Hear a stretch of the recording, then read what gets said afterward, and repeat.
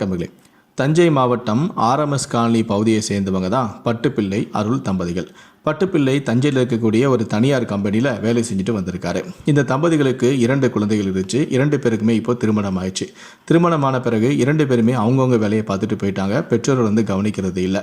பட்டுப்பிள்ளை தனக்கு வரக்கூடிய வருமானத்தை வச்சு மனைவியோட வாழ்ந்துட்டு வந்திருக்காரு. ஆனால் கடந்த சில நாட்களுக்கு முன்னாடி திடீரென பட்டுப்பிள்ளைக்கு உடல்நலை குறைவு ஏற்பட்டிருக்கு. இதனால் பதறிப்போன அவருடைய மனைவியான அருள் தன்னுடைய கணவனை அழைச்சிக்கிட்டு மருத்துவமனைக்கு போயிருக்காங்க. அங்கு போய் பரிசோதனை செய்து பார்க்கும்போது அவருக்கு கிட்னியில் ப்ராப்ளம் இருக்கிறதும் இரத்தத்தில் அதிகமாக உப்பு இருப்பதும் தெரிய வந்துச்சு. இதனால் மருந்து மாத்திரைகள் எல்லாம் எழுதி கொடுத்துருக்காங்க. பட்டுப்பிள்ளையால் வேலைக்கும் போக முடியல. இதனால் சாப்பாட்டுக்கு என்ன பண்ணுறது, வருமானத்துக்கு என்ன பண்ணுறது அப்படின்னு சொல்லிட்டு அருள் தான், அவருடைய மனைவியான அருள் தான் வீட்டு வேலைக்கு போக ஆரம்பிச்சிருக்காங்க. அதில் வரக்கூடிய வருமானத்தை வச்சு அவங்க சாப்பாட்டுக்கும் தன்னுடைய கணவனுக்கான மருந்து மாத்திரைகளையும் வாங்கி கொடுத்துருக்காங்க. ஆனால் நாட்கள் செல்ல செல்ல பட்டுப்பிள்ளையோடைய உடல்நிலை ரொம்ப நாளுக்கு நாள் மோசமாயிருக்கு. இந்த மருந்து மாத்திரைகளெல்லாம், சில மருந்து மாத்திரைகளை எல்லாம் கவர்மெண்ட் ஆஸ்பத்திரியில் வாங்கிட்டாங்க. சில பல மாத்திரைகள் மட்டும் தான் வெளியே வாங்க வேண்டிய சூழ்நிலை இருந்துச்சு. ஆனால் நாள் செல்ல செல்ல அவருக்கு உடல்நிலை ரொம்ப மோசமாக அதிகமான மருந்து மாத்திரைகளை உட்கொள்ள வேண்டிய கட்டாயத்துக்கு தள்ளப்பட்டார். இதனால் அவங்களுக்கு வரக்கூடிய அந்த வருமானத்தை வைத்து போதுமான மருந்து மாத்திரைகளை வாங்கி கொள்ள முடியாமல் ரொம்ப தவிச்சு போயிருக்காங்க. ஏன்னா சில மாத்திரைகள் எல்லாம் கவர்மெண்ட் ஆஸ்பத்திரியில் கிடைக்காம பிரைவேட்டை தான் வாங்க வேண்டியதாக இருந்துச்சு. ஆனால் அவங்களுக்கு வரக்கூடிய வருமானத்தை வைத்து தன்னுடைய கணவனுக்கான அந்த மருந்து மாத்திரைகளை வாங்க முடியாமல் தவிச்சு போயிருக்காங்க. இதனால் வேறு வழி இல்லாமல் தன்னுடைய பிள்ளைகள்கிட்ட உதவி கேட்டிருக்காங்க. ஆனால் அவங்க யாருமே உதவுறதுக்கு முன் வரல. கடைசியாக தாங்கிட்ட இருந்த அந்த பொட்டு தங்கமான தாலியையே அடகு வைக்க முன் வந்திருக்காங்க. தன்னுடைய கணவனுக்கு மாத்திரை வாங்கணும் அப்படின்னு சொல்லிட்டு அருகில் இருக்கக்கூடிய ஒரு அடகு கடைக்கு போய் தன்னுடைய தாலியை அடகு வச்சு அதுலேருந்து பணத்தை வாங்கி அந்த மருந்து மாத்திரைகளை வாங்கி தன்னுடைய கணவன்கிட்ட கொடுத்துருக்காங்க.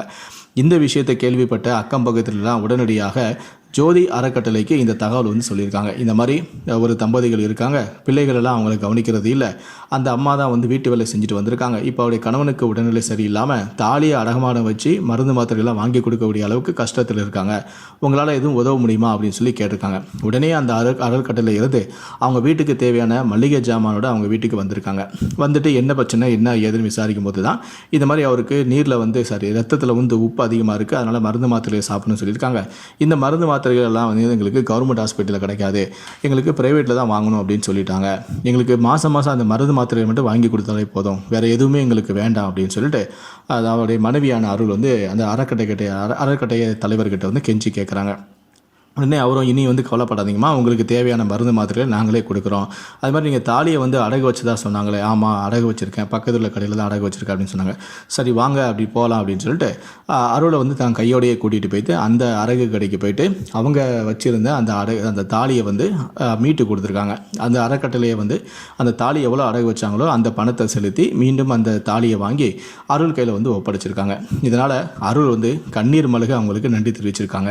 யார் என்னன்னே தெரியல, ஆனால் என் 2 பெத்த பிள்ளைங்களும் எனக்கு உதவ மாட்டேன்னு சொல்லிட்டாங்க. கல்யாணம் முடிஞ்ச பிறகு அவங்க வேலையை பார்த்துட்டு போயிட்டாங்க. ஆனால் நீங்கள் என்னை தேடி என்னை நீங்கள் உதவுறீங்க அப்படின்னு சொல்லிட்டு ரொம்ப கண்கலங்கி நன்றி தெரிவித்தாங்க. தற்போது இது தொடர்பான வீடியோ தான் சமூக ஊடகங்களில் வெளியாகி பலரையும் நிகழ்ச்சி அடைய வச்சிருக்கு. இந்த ஜோதி அறக்கட்டளையை சேர்ந்தவர்களை நீங்கள் பாராட்டணும் அப்படின்னு நினச்சிங்கன்னா இந்த வீடியோக்கு ஒரு லைக் கொடுத்துட்டு உங்களுடைய பாராட்டுகளை கீழே இருக்கக்கூடிய கமெண்ட் செக்ஷனில் மறக்காமல் சொல்லுங்கள். முடிந்தளவுக்கு இந்த வீடியோவை மற்றவங்களுக்கும் ஷேர் பண்ணுங்கள். மேலும் இது போன்ற பல வீடியோக்களை பார்க்கணும் அப்படின்னு நினச்சிங்கன்னா மறக்காமல் இந்த சேனலை சப்ஸ்கிரைப் பண்ணுங்கள். நன்றி, வணக்கம்.